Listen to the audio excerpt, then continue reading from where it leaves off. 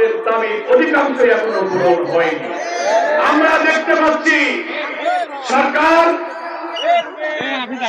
বর্তমান অন্তর্বর্তীকালীন সরকারের অভ্যন্তরে লুকিয়ে থাকা কিছু ব্যক্তিদের কুপরামর্শে একই দিনে জাতীয় নির্বাচন আর গণভোটের তারিখ ঘোষণা করেছে।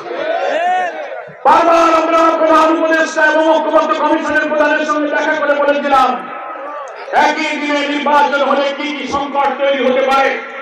জুলাই সনদে 48টি সাংবিধানিক সংস্কার হয়েছে, আরো অনেক বিষয়ে আমরা একমত হয়েছি। সাংবিধানিক বিচার বিভাগীয় রাষ্ট্রীয় কাঠামোগত সাংবিধানিক পদের ব্যাপারে অনেক সংস্কার হয়েছে। এই সংস্কারের বিষয়গুলো দেশবাসীকে আগে জানাতে হবে। ইলেকশন কমিশন তার ওয়েবসাইটে প্রকাশ করবেন, সরকার বিভিন্ন প্রকাশনা দিয়ে জাতিকে জানাবেন আমরা কোনটাকে হ্যাঁ বলবো, কোনটাকে না বলবো। ফ্যাসিবাদী রাষ্ট্র কাঠামোর কি কি পরিবর্তন হয়ে নতুন রাষ্ট্রে কি কি কাঠামোকে আমরা একমত হলাম। বাংলাদেশের 18 কোটি মানুষের সেটা জানার অধিকার আছে না বলুন?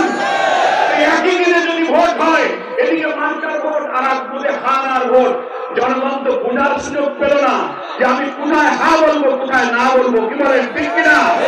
আমরা বলেছিলাম জুলাই জাতীয় সনদকে আইনি ভিত্তি দিতে গেলে একটি সাংবিধানিক আদেশ জারি করতে হবে। আমরা ধন্যবাদ জানাই সরকার বিলম্বে হলেও সেই জুলাই জাতীয় সনদের সাংবিধানিক আদেশ জারি করেছেন, গেজেট প্রকাশ করেছেন। কিন্তু দুঃখের সাথে আমরা লক্ষ্য করছি সেই গেজেটে একই দিনে গণভোটের কথা বলেছেন। আমরা সরকারকে বলতে চাই বাংলাদেশে বহু আইন আপনারা করছেন আর পরিবর্তন করছেন।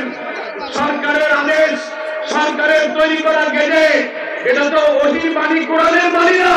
এটা আপনারা কারো পরামর্শে করেছেন। এই গেজেটকে পরিবর্তন করতে হবে। এই আদেশ পরিবর্তন করে নির্বাচন সুষ্ঠু করতে গেলে জাতীয় নির্বাচনের আগে আপনি গণভোটের তারিখ আবার ঘোষণা করুন। আমরা 8 দল এবং দেশবাসী সেই দাবি করে যাচ্ছি। আমরা তো বলেছিলাম প্রয়োজনে জাতীয় নির্বাচনের আগে গণভোট করা চায়। আপনি মতামত দিন। অধিকাংশ ভোটারের প্রতিনিধিত্বকারী জনগণ জাতীয় নির্বাচনের আগেই গণভোট চায়। কি বলেন, ঠিক কিনা? আমরা এমন কোন সংকটে সরকারকে ফেলতে চাই না। বহু রক্তের বিনিময়ে অর্জিত নতুন বাংলাদেশের স্বপ্ন ভেঙে যাক তা আমরা চাই না। নিয়মতান্ত্রিক আন্দোলনে আপনাদেরকে বারবার বলে যাচ্ছি সুযোগ আছে, আপনারা জাতীয় নির্বাচনের আগে এখনো গণভোটের তারিখ পরিবর্তন করুন। তা না হলে একটা বিভ্রান্তির যে টুকরাজাল আপনারা তৈরি করেছেন, ভোটাররা ভোট কেন্দ্রে কম আসবে, গণভোটে ভোট কম করবে, না বুঝে হাতে না সিল মারবে, বুঝতে পারবে না। এই সংকট দূর করার দায়িত্ব সরকারকে গ্রহণ করতে হবে। প্রিয় দেশবাসী, আজকে তাই আমি এখানে দাবি করতে চাই গণভোট, এই গণভোট হচ্ছে বিদ্যমান রাষ্ট্রকে সংস্কার করে নতুন রাষ্ট্রের যে স্বপ্ন দেখছি, উল্লেখযোগ্য সাংবিধানিক সংস্কার হয়েছে, আমরা সেখানে স্বাক্ষর করেছি।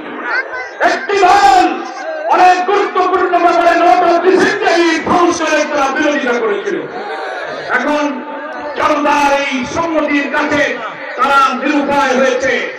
এখন ষড়যন্ত্র করতে কি করে ভোটটা পিছায়, কি করে গণভোটটা একদিনে করে হাজারো গণনা তৈরি করা যায়, সংস্কারের সব বিষয়গুলো বানচাল করা যায়। আজকের এই মহাসমাবেশে বলবো গণভোট আমাদের আগে দাবি থাকলো, যখনই গণভোট হবে আমরা গণভোটে হ্যাঁ এবং না দুইটার ভোট দেবো। কোথায়? হ্যাঁ পক্ষে আমরা ভোট দেবো। কি বলেন, ঠিক কিনা? গণভোটে হাতে ভোট দিতে হবে। সবাই বলুন আমরা হাতে ভোট দেবো।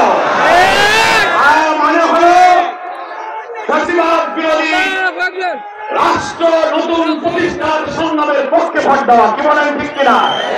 আমাদের চাঁদাবাদী সন্ত্রাসের বিরুদ্ধে ভোট দেওয়া, আমাদের উন্নয়নের পক্ষে ভোট দেওয়া, আমাদের দুর্নীতি বিরুদ্ধে সুশাসনের পক্ষে ভোট দেওয়া। কোন চক্রান্ত করে এই জনগণের ম্যান্ডেটকে নষ্ট করা যাবে না। এই গণভোটের মধ্য দিয়েই জুলাই সনদের আইনি ভিত্তি হবে, তারপরে পার্লামেন্ট হবে, পার্লামেন্টের কনস্টিটিউয়েন্ট একটা পাওয়ার থাকবে, জেনারেল অ্যাসেম্বলির পাওয়ার থাকবে। সেই কনস্টিটিউয়েন্ট পাওয়ার অ্যাসেম্বলিতে গিয়ে এই জুলাই সনদের আইনি রূপ লাভ করবে। এখানে আর কোন ষড়যন্ত্র বাংলার মানুষ মেনে নেবে না।